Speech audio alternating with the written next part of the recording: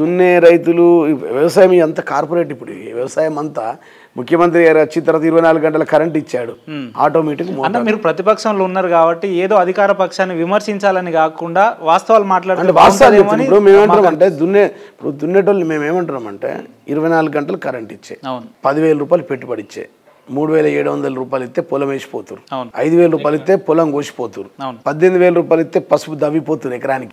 Government పెట్టుబడి ఇస్తుంది, నీళ్ళు ఇస్తుంది, సాగునీరు ఇస్తుంది, 24 గంటల కరెంట్ ఇస్తుంది. రైతులు ఇంకా చాలా హ్యాపీగా ఉన్నారు. చాలా హ్యాపీగా ఉన్నారు. రైతు 10 ఏళ్లలో రైతు ఆత్మహత్యలు తగ్గిపోయినాయి. ఇప్పుడు కరువు వచ్చింది కదా, నీళ్లు తగ్గిపోయినాయి బోర్లలో, కిందికి సముద్రంలోకి నీళ్ళు ఇడిసబెట్టారు. మేడిగడ్డ నుంచి నీళ్లు ఎత్తిపోయమని చెప్తే ఉన్న 5 టీఎంసీలు కిందికి కోసారు. ఏదో 2 పిల్లర్లు పాడైపోతే దాని గురించి పెద్ద చర్చ. 1440 కిలోమీటర్లు అది కానీ, హైయెస్ట్ లిఫ్ట్ ఇరిగేషన్స్ కానీ, 15 బ్యారేజీలు కానీ, డ్యాములు కానీ, ఇవన్నీ లెక్కలకు తీసుకురాలే. ఓన్లీ కేవలం ఏంటంటే 2 పిల్లర్లు పాడైనాయి, దాని మీద ఏం మాట్లాడడం, అవినీతి అని బదనాం చేయడం. ఒక మనిషికి వెన్నుముక్క ఎంత ఇంపార్టెంటో మేడిగడ్డ కూడా 2-3 పిల్లర్లు అంత ఇంపార్టెంట్. మీరు ఏమంటారంటే, మీరు అన్నది ఎట్లుందంటే ఉపేందర్ గారు, మా ఇల్లుంది, ఇల్లు ఎలుకలు వచ్చినాయి, ఎలుకల బాధకు మనలాంటి ఇల్లు కాలబెట్టుకున్నాడట రేవంత్ రెడ్డి, నీలాంటి నాలాంటి. ఎలుకల బాధకి ఎలుకలు ఉంటే ఎలుకలకు మందు పెట్టి తీసి చంపేయాలి కానీ ఎలుకలు అని చెప్పి ఇల్లు కాలబెట్టుకుంటే ఇల్లు అంతా కాలిపోదా? గుడిసెలో ఎలుకలు రావాలంటే అది రావచ్చు కానీ ఇంత అందమైన ఇల్లు, ఇంత నీట్ గా ఉన్న ఇల్లు ఎలుకలు పిల్లులు రావద్దు కదా. ఎలుకలు వస్తాయి, పిల్లులు వస్తాయి, కుక్కలు వస్తాయి, వీటికి ఇది అది జాగా ఉండదు. పిల్లికి ఎలుకకు గుడిసె ఇల్లు అని తెలియదు. సారీ. కాబట్టి నేను ఏమంటానంటే 2 పిల్లర్లు ఉన్నాయని చెప్పి మొత్తం కాళేశ్వరం నీళ్లు కిందికి వదిలేస్తా, నీళ్ళని ఎత్తిపోసుకోలేం, మేము ఆగమైపోతే తప్పది అన్న. మీరు పరిపాలించిన 10 ఏళ్ల కాలంలో 10 ఏళ్లుగా ఎండాకాలం రాలేదా అన్న? కరువు కాటకాలు రాలేదా? అప్పుడు రాని కరువు కాటకాలు రాగానే పొలాలు ఎండిపోయినట్టు, ఒకటే పొలంలో 4 బోర్లు ఉన్నట్టు కేసీఆర్ గారు వెళ్ళినట్టు ఎందుకు ఈ రకంగా? మన ఇద్దరం పోదాం, మీ ఊరికే పోదాం, మీ నాయనకే అడుగుదాం, అమ్మకే అడుగుదాం. బోర్లో నీళ్లు తగ్గలేవంటే నువ్వు ఏది చెప్తాది? ఎండాకాలం కాంగ్రెస్ ప్రభుత్వం మా ప్రభుత్వంలో అది కరువు కాదు నేను చెప్పేది. కొన్ని అట్లుంటాయి, కొన్ని దినాలు ఉంటాయి, పీడ దినాలు ఉంటాయి. ఇప్పుడు పీడ దినాలు వచ్చి అవును మా కాలంలో ఏందో అదృష్టం, ముఖ్యమంత్రి కేసీఆర్ గారు అదృష్టం కావచ్చు, కాలం ఫుల్ అయింది, ఫుల్ గా వాటర్. ఎండాకాలంలో గూండ్ల చెరువు అని అలలు వెళ్తుండే. ఎండాకాలంలో మా ఆర్మూరులో చెప్తా ఉన్నాం, మొత్తం చెరువులు 20-45 వేల చెరువులు ఎక్కడి నుంచి చూసినా ఫుల్. మేము చాలా సార్లు ముఖ్యమంత్రి గారితో హెలికాప్టర్లో వెళ్ళేది, పర్యటన ఎక్కడ చూసినా ప్రతి చెరువులో నీళ్ళేనండి. ఏ చెరువులో నీళ్లు 10 సంవత్సరాలు నీళ్లు.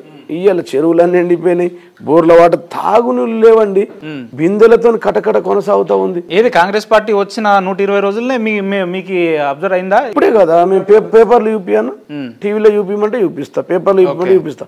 నీళ్ళ ప్రాబ్లం ఉంది, సాగునీరు ప్రాబ్లం ఉంది, కరెంటు ప్రాబ్లం ఉంది, మోటార్లు కాలిపోతా ఉన్నాయి, ట్రాన్స్ఫార్మర్లు పేలిపోతా ఉన్నాయి, వైర్లల్లే దుకాణాలు వచ్చినాయి, బోర్ బండ్లు ఊర్లలో తిరుగుతా ఉన్నాయి, పొలాలు ఎండిపోతా ఉన్నాయి, 20 లక్షల ఎకరాలు ఎండిపోతా ఉన్నాయి. మా ఆర్మూరు ప్రాంతంలో, నిజామాబాద్ లో అత్యధికంగా, అక్కడ సిరికొండ, భీమ్గల్ ప్రాంతంలో, బాల్కొండ నియోజకవర్గంలో, ఆర్మూర్ రూరల్ నియోజకవర్గంలో, ఆర్మూర్లో, నిజామాబాద్ అర్బన్ ప్రాంతంలో పొలాలు ఎండిపోతా ఉన్నాయి.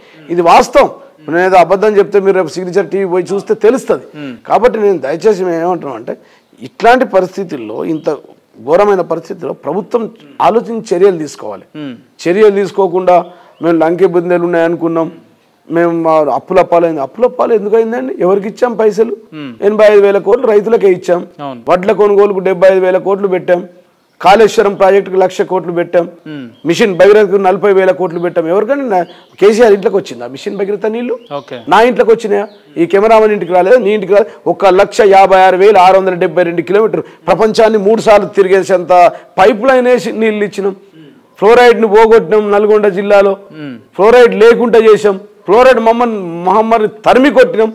ఇవన్నీ చేస్తేనే డబ్బులు అయినాయి కదా. డబ్బులు అనేది ఏ రాష్ట్రంలో అదే కదా, ఏ రాష్ట్రంలో కూడా డబ్బులు ఉండవు. ఉపేందర్ భాయ్, ఏ రాష్ట్రంలో కూడా డబ్బులు ఇట్లా సంచులు పట్టుకుని కూర్చోరు. సంపద సృష్టించాలి, రాబడి సృష్టించాలి, ఆ అట్మాస్ఫియర్ చేయాలి, ల్యాండ్ ఆర్డర్ కంట్రోల్ చేయాలి. ఇలా చూడండి, రోజు మర్డర్లు వేసి వీడియోలు అలా పెడుతురు.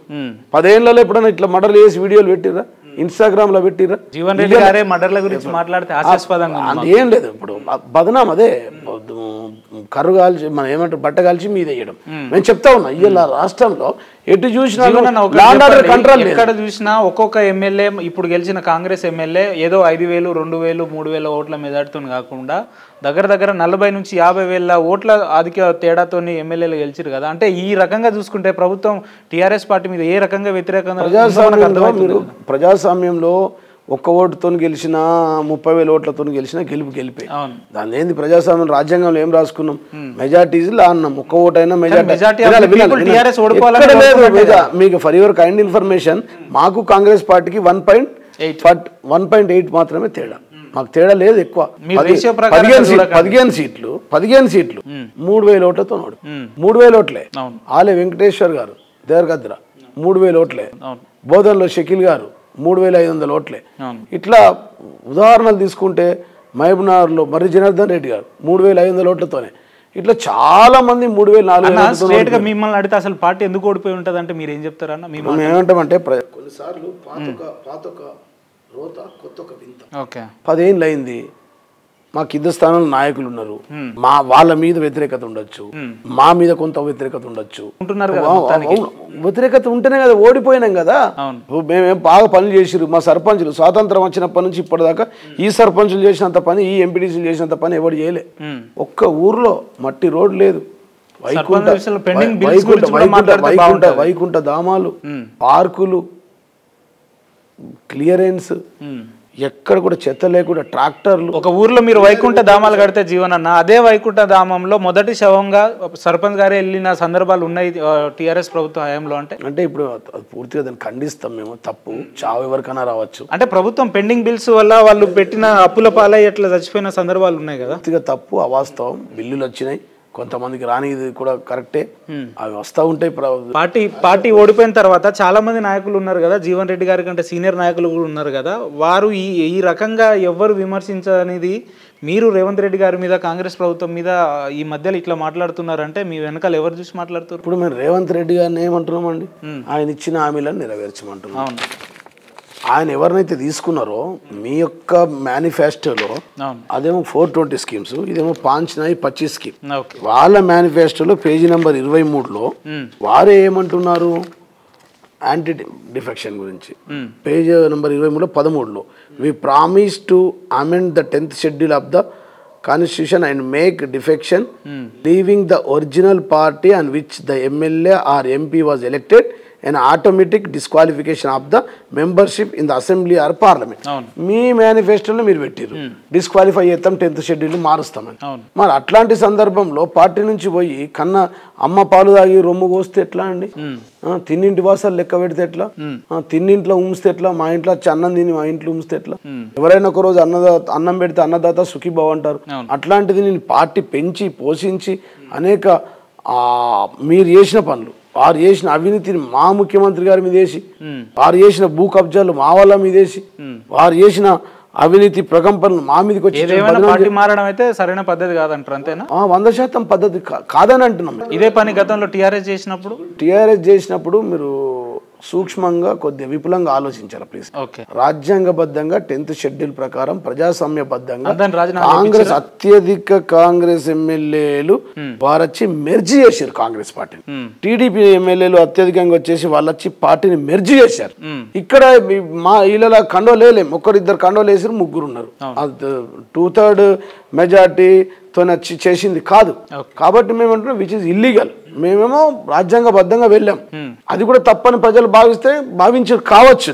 మేము కాదన్నట్టు నువ్వు ఇలా మేనిఫెస్టోలో పెట్టినావు కదా. ఈ మేనిఫెస్టోలో కెమెరామెన్ ఈ మేనిఫెస్టోలో మీరు పెట్టారు కదా 23వ పేజీ 13వ అంశం రాజ్యాంగాన్ని మారుస్తాం. అట్లాంటిది మీరు మార్చుకోవడం సిగ్గుచేటు కదా. ద్వంద్వ నీతి ఎందుకు? రాహుల్ కాంగ్రెస్ వేరు, రేవంత్ కాంగ్రెస్ వేరా? రాహుల్ కాంగ్రెస్ మేనిఫెస్టో తీసుకొని ఢిల్లీ నుంచి వచ్చారు. రేవంత్ గారు అదే దాని మీద తెల్ల వెంకట్రావు గారు, కడియం శ్రీగారు గారు, కడియం కావ్య, రంజిత్ రెడ్డి గారు, దానన్న ఇందరూ అదే స్టేజ్ మీద ఉన్నారు. దాని గురించి మేము వ్యతిరేకిస్తున్నాం, మాట్లాడుతున్నాం. ఇప్పుడు ఎందుకు వెళ్ళారు? 100 కోట్లు 1000 కోట్ల కుంభకోణాలు, అవినీతి, భూములు, భూ కబ్జాలు, భూ అక్రమాలు, ఆ ఇల్లీగల్ లోన్స్ తీసుకున్నారని చెప్పి పోయిరు కాబట్టి అక్కడ పోతే మాఫ్ అవుతుంది అంటే ఎట్లా? ఇప్పుడు మా ఇంట్లో మోసం చేసినోడు, కన్న తల్లి అమ్మ పాలు తాగి తల్లి రొమ్ము కోసినోడు అక్కడ కూడా రేవంత్ రెడ్డి గారు కూడా కోస్తారు కదా. మీరు నమ్మకండి అంటున్నా. మా గొంతు తడిబట్టతో మా గొంతు కోసారు, మిమ్మల్ని కూడా కోస్తాడు. రేపు పొద్దున మళ్ళీ ఈడీ సిబిఐ వస్తే మళ్ళీ ఢిల్లీకి వెళ్తారు, బీజేపీకి వెళ్తారు.